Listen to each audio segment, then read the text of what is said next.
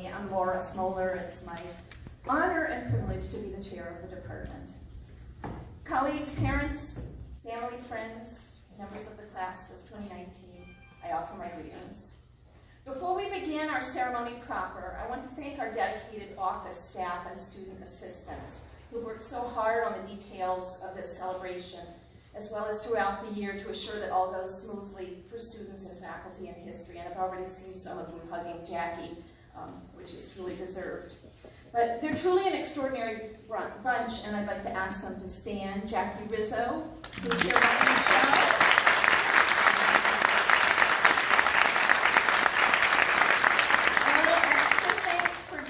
Because we've been down one staff member since early April, and she's been doing double duty, except for that this time of year they do double duty anyway, so maybe quadruple duty. I'd also like to acknowledge our amazing student assistants. Sarah Murphy, where are you, Sarah? India Sal, and Tess Vandercreek. Graduating this year with a major in business and another major in film and media studies.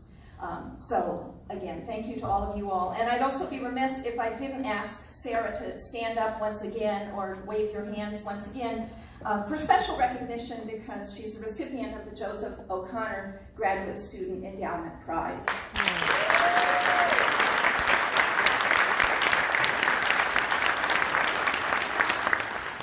But that's not why we're here. We're here to celebrate the accomplishments of our graduates, 5 MAs, 1 new PhD, and most importantly, our 24 history majors and 17 history minors. These students have racked up quite a set of achievements. They've mastered a discipline, or in many cases, 2 or even 3 disciplines. They've successfully navigated the Rochester curriculum. They've survived 4 Rochester winters, one of which ended Friday. And they have completed with aplomb a rigorous history curriculum. They've honed a set of skills that, as we know from multiple media outlets, will serve them well in any future endeavor they choose to pursue. They're experts in ferreting out, studying and weighing evidence, in critically evaluating the arguments of others, and in clearly articulating their own conclusions.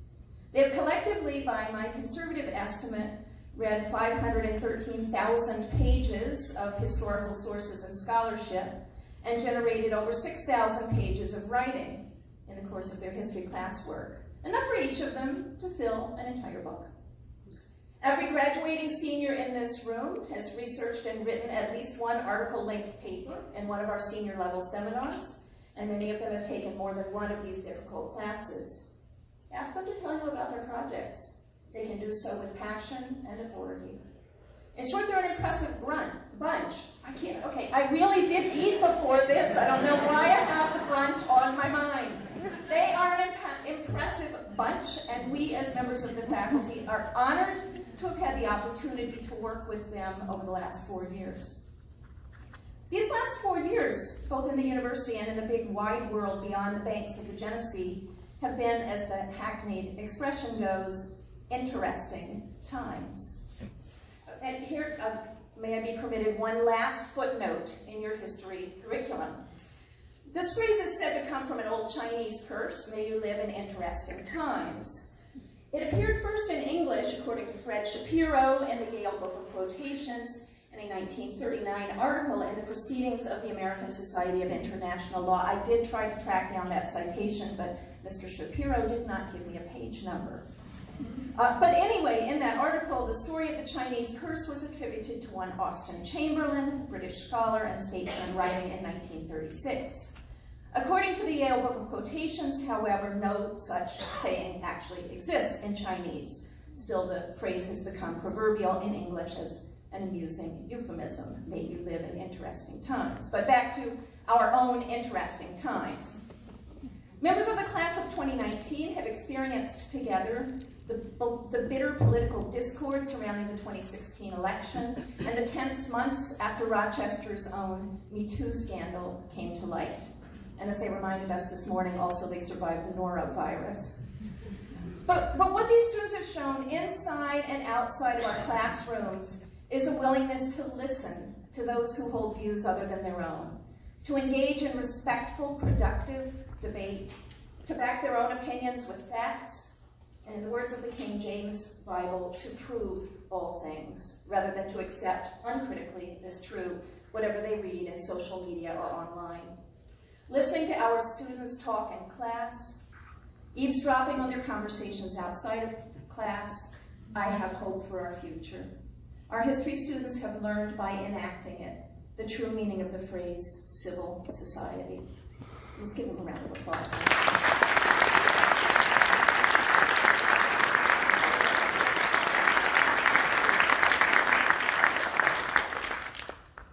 And they have done all of these things while surmounting difficulties beyond the simple intellectual dilemma of parsing the impenetrably turgid academic prose of historical scholarship.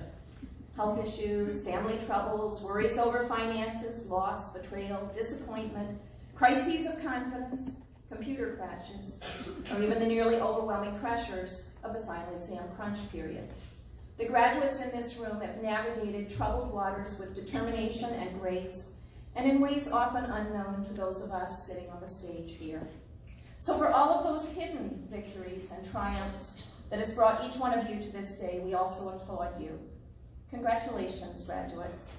You make us proud.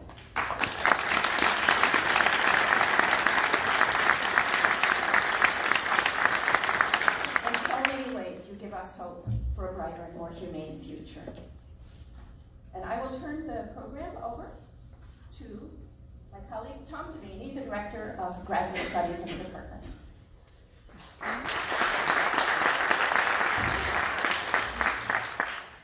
Thank you, Laura, for those words of wisdom. Our graduate students have, this year, like most years, accomplished a wide variety of scholarship. They've published papers, they've presented at scholarly conferences, they've read thousands upon thousands of pages, and they have embarked upon their own attempts to expand our knowledge of the past. And in recognition of that, I'd like to start by announcing several awards that we give to graduate students. The first is the Sanford Elliott Memorial Prize, which goes to a graduate student in European history for research in travel in memory of Professor Sanford Elliott. And that prize this year goes to Marissa Cornell Ash.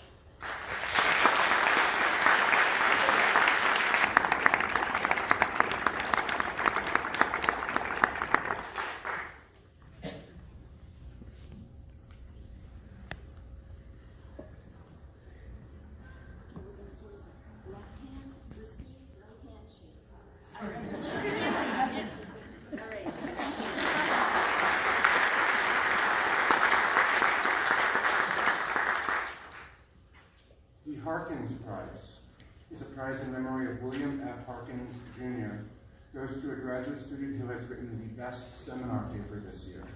And this year, that is Shelley Clark.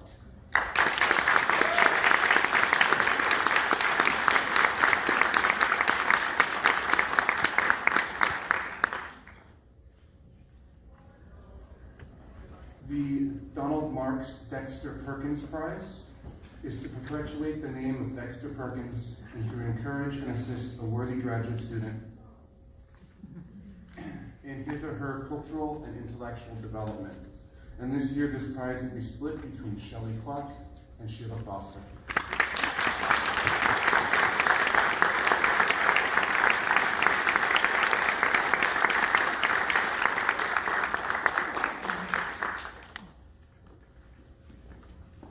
The Myers Graduate Teaching Award goes to a graduate student who has excelled in teaching. And this year, that is Roma Khan.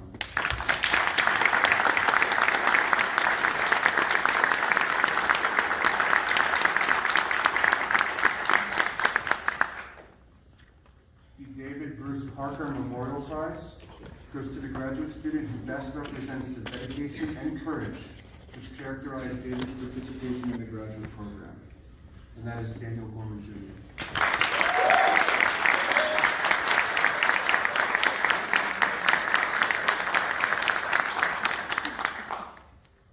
The Lyndon Van Dusen Award is to support travel and dissertation research for a fourth-year history graduate student.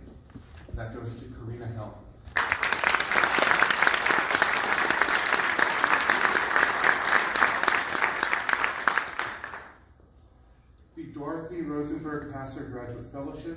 is for the support of a graduate student pursuing a master's degree. This year that is split between Rachel Marie Cox and Marcia Estevez Agostino.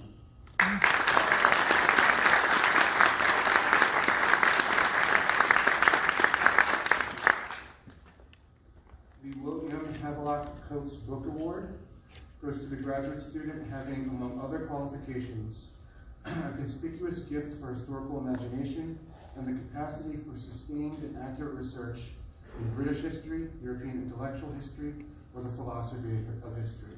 And that goes to Jonathan Strassfeld.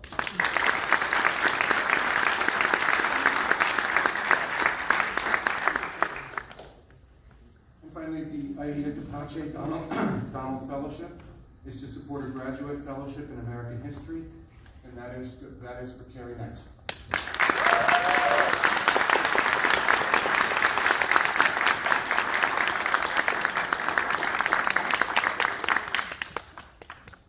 This year we also have the pleasure to award MA degrees to 5 students and a PhD to 1 student. While those students have received their degrees in ceremonies earlier this weekend, we wanted to recognize them here as well. So MAs this year are awarded to Shelley Clark,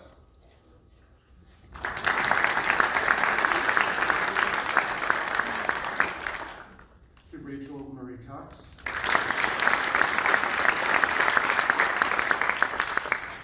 to Brianna M. Gordon, to Annika S. Peterson,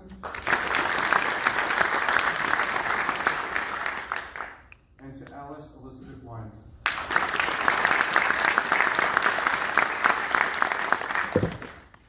We also conferred 1 PhD this year to Adam Q. Stauffer, who wrote a dissertation titled, "Is there any such thing as California literature?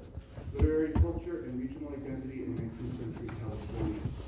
That dissertation was the winner of the 2019 University of Rochester Outstanding Dissertation Award in the Humanities.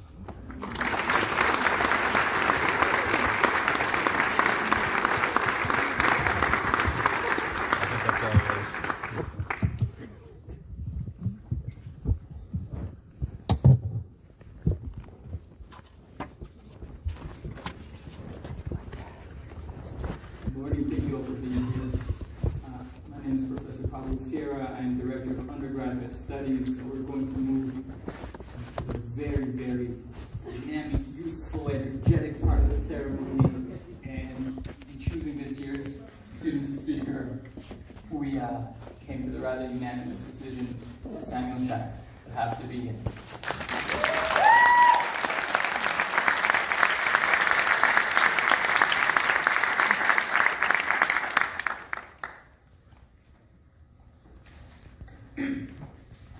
Good morning, everyone.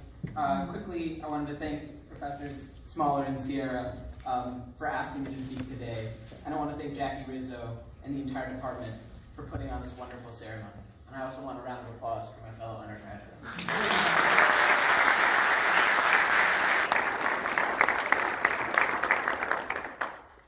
I've been turning these remarks over in my head for a few weeks now, and I have to admit it's been incredibly hard to decide exactly what I should say.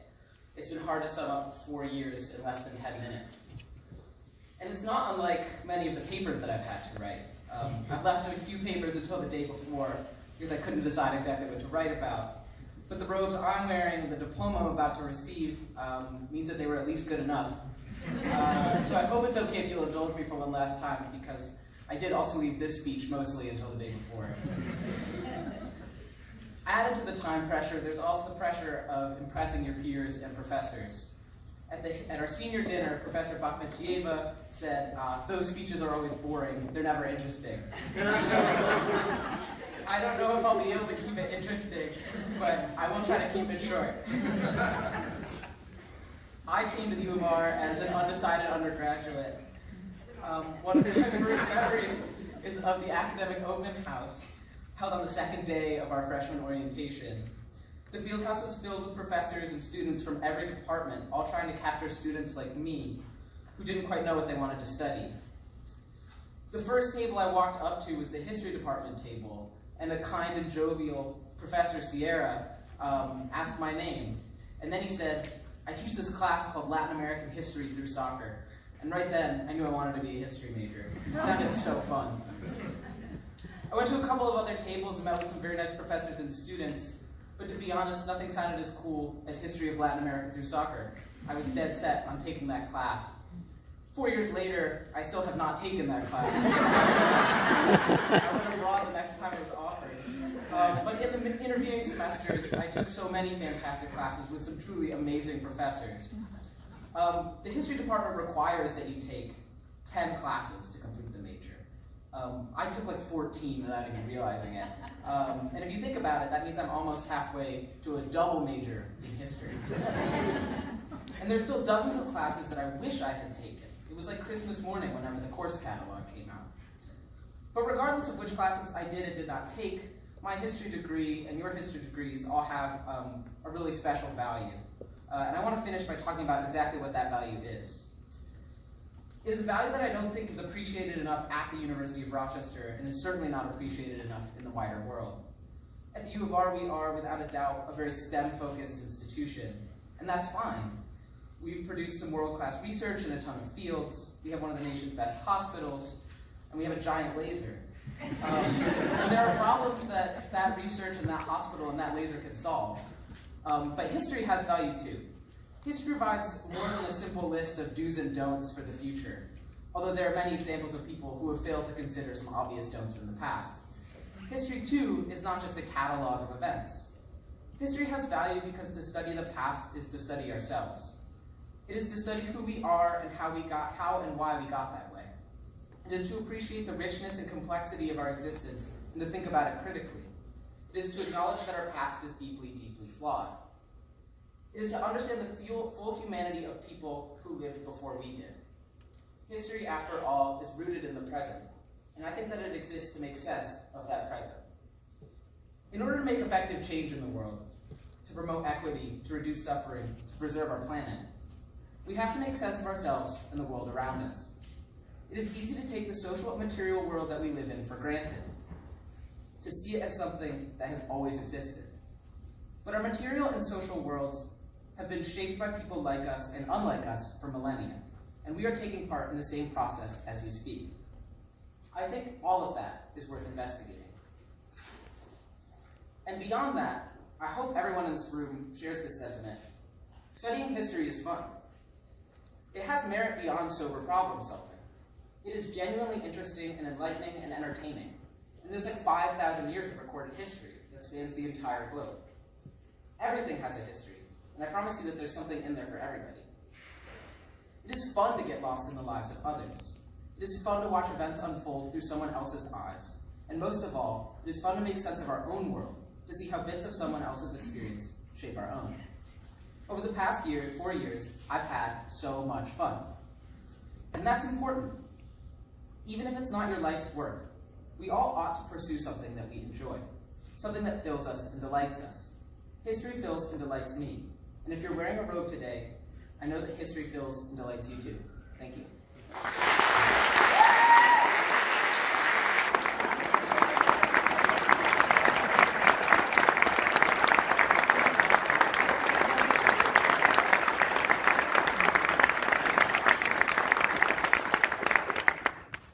Thank you for those wonderful words, Sam. We're going to move into the undergraduate honors, prizes, and awards section of the ceremony. We'll begin with honors in history. These are students who completed an honors thesis in our department and presented their work at the colloquium at the end of the semester. So, we'll begin with Sam. Lady Volker Company. What to say?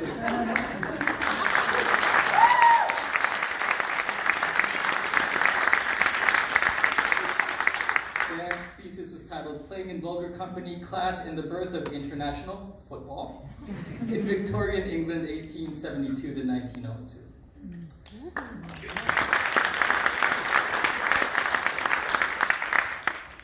Daria Lynch.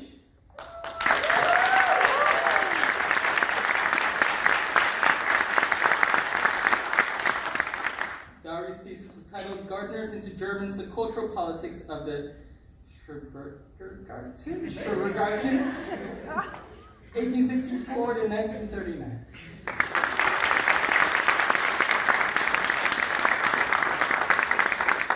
Thomas Borgin.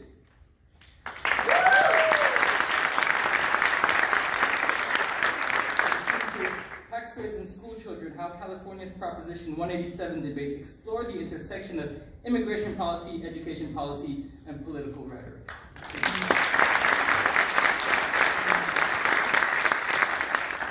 Lin Yang.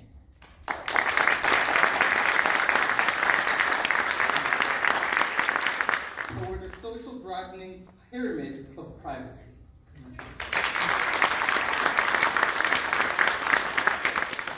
And Jackie Capita.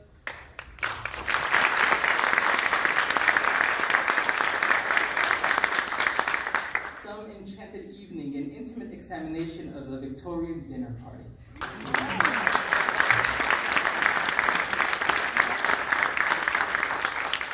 We'll now move into undergraduate prizes. This year we have awarded the Coates Senior Honors Essay Award to the senior student who has written the best senior essay in the department this year, Daria Lynch.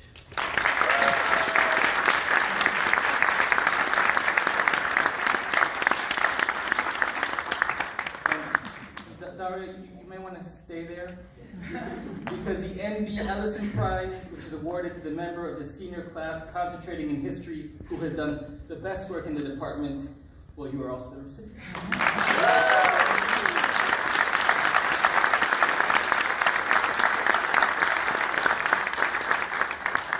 The History Seminar Prize, awarded to the history major who has written the best 300W level seminar paper, Sam.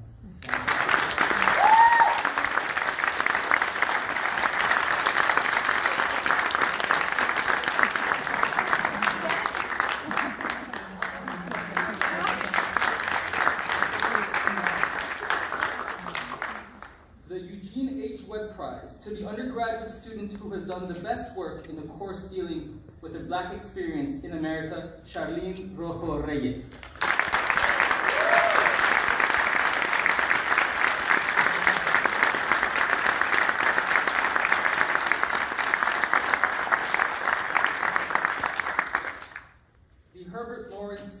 Memorial Prize to the best undergraduate or graduate history paper on an aspect of World War II is awarded to Miranda Vaso.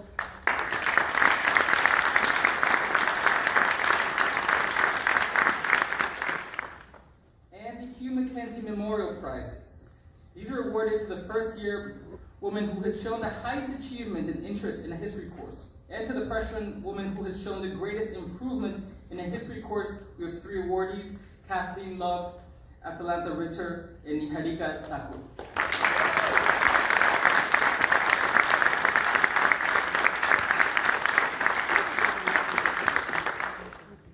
The Lena and A. William Salamoni Prize to the undergraduate student who has done outstanding work in modern European history, Lin Yang.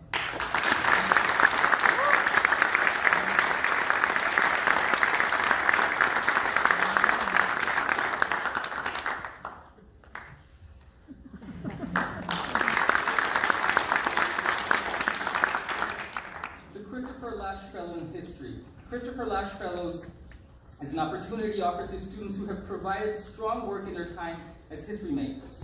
Students register for 1 or both semesters of graduate level work in their senior year. We have multiple recipients as well. Joe Azar Williams. Woo! Woo!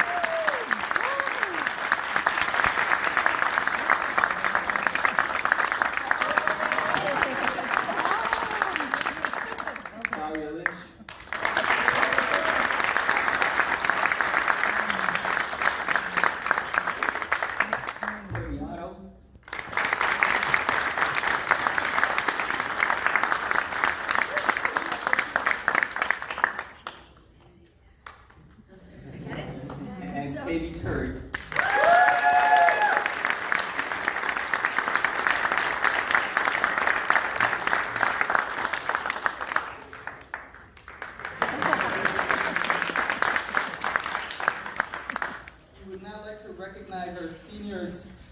who have graduated with Phi Beta Kappa honors.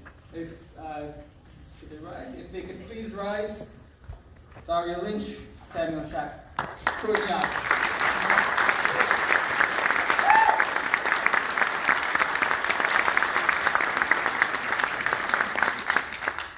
To our graduating seniors with graduating with Phi Alpha Theta History Honor Society, Amanda Cable, Farron Hurwitz, Daria Lynch, Courtney Otto, and Lynn Yang.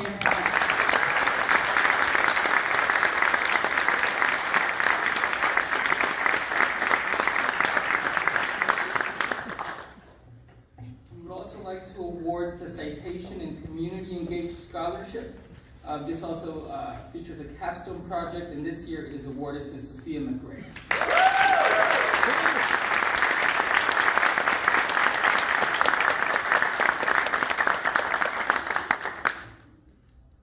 The Joseph O'Connor Graduate Study Prize, awarded each year to a woman in the graduating class who has shown marked ability in original writing in English literature, classical languages and literature, in history or in archaeology, and who plans to study or pursue an advanced academic degree. Daria Lynch.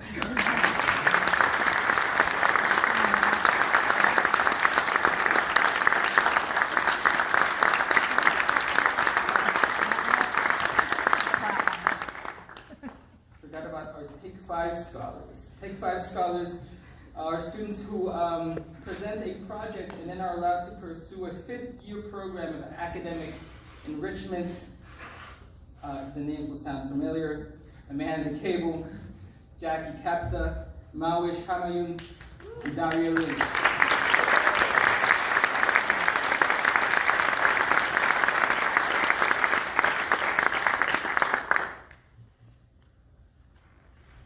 So, I suppose now we move on to the awarding of the diplomas for the majors of the class of 2019.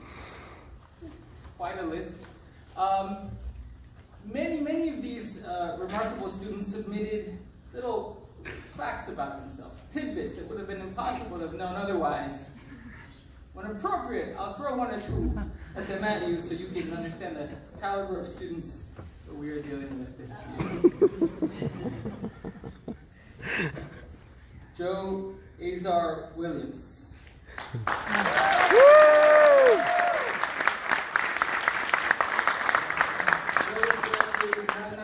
With highest distinction as a Christopher Lash Scholar. He now plans to pursue a career in the finance industry and improve his rock climbing skills. Thomas Borkett. Completed his major with a focus on U.S. history, studied abroad in Brussels, and was a participant in this year's honors colloquium.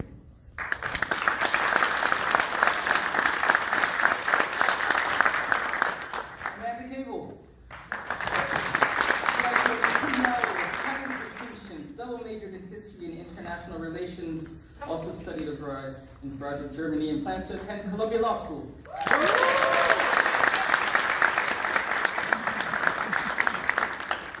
Daniel Jacob Conselmo, with a focus in European history, studied abroad in London, and he tells us that in the end only 2 questions matter. Says who and so what?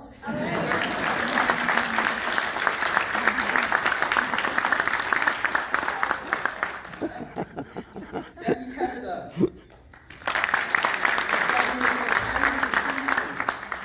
She also completed a double major in history and English with a minor in classics. She's just traveled around the world, Italy, Greece, and England, and will go to Transylvania to explore the remains of a Roman villa.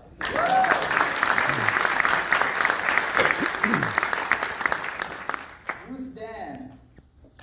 Ruth Dan completed a lecture in the United States and produced an award-winning podcast.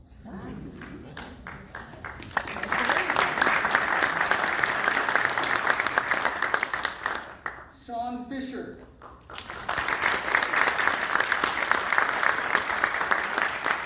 Sean completed his major with a focus in social and economic history. He participated in the Bermuda Field School, survived a different kind of challenge on the mainland, picking sides on Professor Ho's Korean War.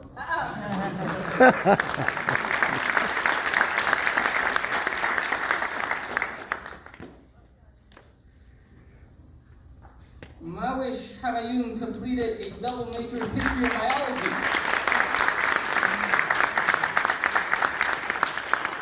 In her own words, her best experiences in history included debating morality and what it meant to be a hero in Professor Westwood's seminar.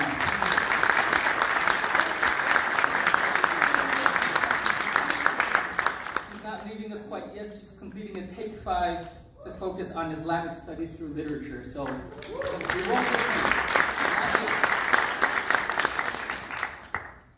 Matthew Hoffner. Matthew specializes in American history while also participating in the mock trial club. He is graduating cum laude, and he plans on attending the Warner School of Education for their teaching and curriculum program.